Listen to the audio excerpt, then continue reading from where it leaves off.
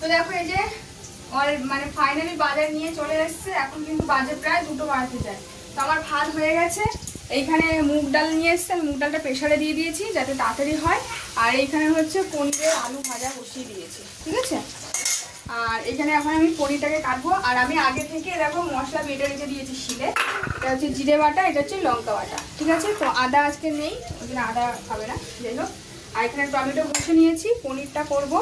আর পনিরে কিন্তু আজকে আমি একটু এইগুলো দেবো, একটু পোস্ত বাটা দেবো। আর এটাকে দেবো কী বলে, চাল মগজ, একটু অল্প করে বাটা দেবো। আর এই যে নুন হলুদ এগুলো আলাদা আলাদা দেখছি, এগুলো হচ্ছে নিরামিষের জন্য। যেদিনকে নিরামিষ হয় কিন্তু পুরোটাই আলাদা রান্না করছি।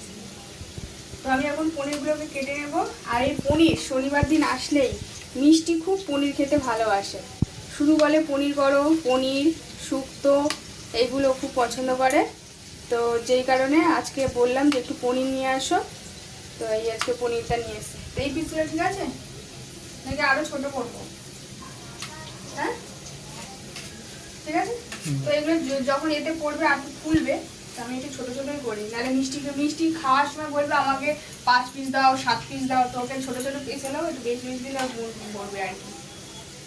তো এই যে পনিরটা কেটে নেবো। রান্না অলরেডি হয়েই গেছে বলতে পারো, শুধু এবারে মশলাটা কষিয়ে পনিরটা ভেজে নিলেই হয়ে যাবে আর কি। একটু দুধ দেবো লাস্টে। তো হয়ে গেলে তোমাদেরকে